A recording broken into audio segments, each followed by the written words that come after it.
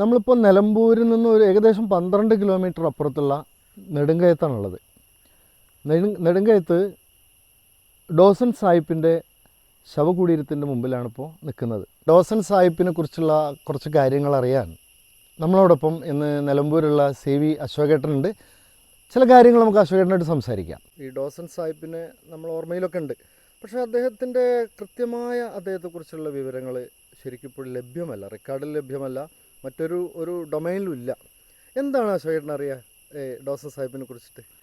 Dawson സാഹിബിനെ കുറിച്ച് പറയുമ്പോൾ ഈ കഴിഞ്ഞ നൂറ്റാണ്ടിൻ്റെ തുടക്കത്തിൽ എൻജിനീയറിംഗ് വിദ്യ അത്രയൊന്നും ഫലപ്രദമായി മുന്നോട്ട് പോവാത്ത അല്ലെങ്കിൽ ഡെവലപ്പ് ചെയ്യാത്ത കാലത്താണ് സാഹിബ് ഇവിടെ എത്തുന്നത്. സൈലൻറ്റ് വാലി പ്രൊജക്റ്റിനെ കുറിച്ച് പഠനശേഷം അദ്ദേഹം 1929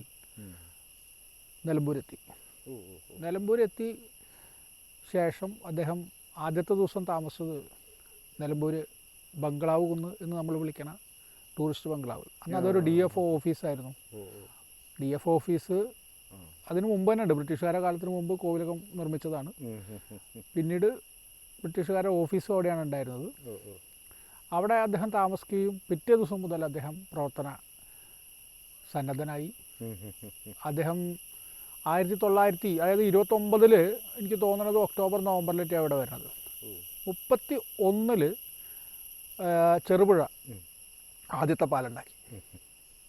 33 അദ്ദേഹം ഈ രണ്ടാമത്തെ പാലം അദ്ദേഹം നിർമ്മിക്കുന്നത് ഇവിടെ താമസിച്ചുകൊണ്ടാണ്. ഈ വുഡൻ റെസ്റ്റ് ഹൗസ് ഉണ്ടാക്കിയിട്ട് അദ്ദേഹം ഇവിടെ താമസിച്ചുകൊണ്ടാണത് നിർമ്മിച്ചിട്ടുള്ളത്. അദ്ദേഹമാണ് ഈ റോഡ്, ഇങ്ങോട്ടുള്ള റോഡ്, അവരുടെ പ്രധാന ഉദ്ദേശം ഊട്ടിയിലേക്ക് ഇടുന്നൊരു വഴി കണ്ടെത്തുക എന്ന് വായിച്ചിട്ടുണ്ട്. പക്ഷേ അത് പിന്നീട് എവിടെയും അതിനെപ്പറ്റി ഒരു ഡീറ്റെയിൽസും ലഭ്യമല്ല. അതേസമയം ഈ റോഡ് ഇവിടുത്തെ ആനപ്പന്തി, ആന ട്രെയിനിങ് കോളേജ് തന്നെ വിളിക്കാം, അതൊക്കെ സ്ഥാപിച്ചത് അദ്ദേഹം തന്നെയാണ്.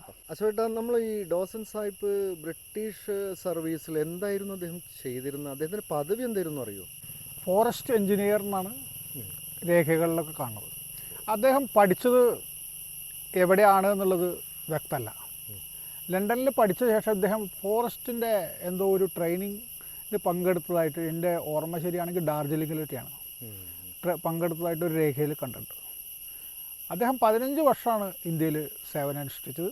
അതിൽ 9 വർഷവും നെടുങ്കയത്തായിരുന്നു. അദ്ദേഹം ഈ കഠിനമായി ഈ വ്യായാമങ്ങൾ ഒക്കെ ചെയ്യുന്ന ആളാണ്. അതായത് എന്തായാലും പറയാം, എക്സസൈസുകൾ, ഇതിലൂടെ ഓടുക, ഈ പാലത്തിൻ്റെ ബോളിൽ നിന്ന് ഇപ്പോൾ നമ്മൾ നിൽക്കുന്ന ഈ പാലം, അതായത് കരിമ്പുഴയ്ക്ക് കുറുകെയുള്ള പാലം, നേരത്തെ ആദ്യം പറഞ്ഞത് ചെറുപുഴയ്ക്ക് കുറുകെയുള്ള പാലമാണ്. കരിമ്പുഴയ്ക്ക് കുറുകെയുള്ള പാലത്തിൻ്റെ ബോളിൽ നിന്ന് അദ്ദേഹം ചോട്ടിലേക്ക് ചാടി ഭാര്യ ബോളിൽ നിന്ന് എണ്ണും. അന്നത്തെ ദിവസം അദ്ദേഹം പൊന്തിയില്ല എന്നാണ് പറഞ്ഞു കേട്ടിട്ടുള്ളത്. അത് എന്താ കാരണം വെച്ചാൽ 2 പാറകളുടെ ഇടയിൽ തല കുടുങ്ങിപ്പോയി എന്നാണ് കേട്ടിട്ടുള്ളത്. വടപുറത്തുള്ളൊരു ആൾ വന്നിട്ടാണ് ആ ബോഡി പൊക്കി എടുത്തിട്ടുള്ളത് എന്ന് കേട്ടു. അത് സംബന്ധിച്ച് എന്തൊക്കെയോ രേഖകൾ നിലമ്പൂർ ഫോറസ്റ്റ് ഓഫീസിൽ ലഭ്യമാണ്. ഇംഗ്ലീഷ് കവി റോബർട്ട് ബ്രൗണിങ്ങിൻ്റെ വരികളാണത്. കവി ഉദ്ദേശിച്ചത് ജീവിതത്തിലെ കഠിനമായ പോരാട്ടങ്ങൾക്കൊടുവിൽ വാർദ്ധക്യത്തിൽ ലഭിക്കുന്ന ആത്മീയതയെക്കുറിച്ചാണെങ്കിലും ഈ വരികൾ വളരെ പ്രസക്തമാണ്. അതിനുശേഷം ഞാൻ അല്പം വിശ്രമിക്കും. ഞാൻ ഇഹലോകത്തു നിന്ന് യാത്രയാകുന്നതിന് മുമ്പായി ധീരവും പുതിയതുമായ എൻ്റെ സാഹസികതയിലേക്ക് വീണ്ടും കടക്കാൻ. അതിസാഹസികനായ ഡോസനെ ഓർമ്മിക്കാൻ ഇതിലപ്പുറം ഒരു വരികൾ കണ്ടെത്താൻ മലയാള സാഹിത്യത്തിലോ ഇംഗ്ലീഷ് സാഹിത്യത്തിലോ സാധ്യമല്ല എന്നാണ് തോന്നുന്നത്.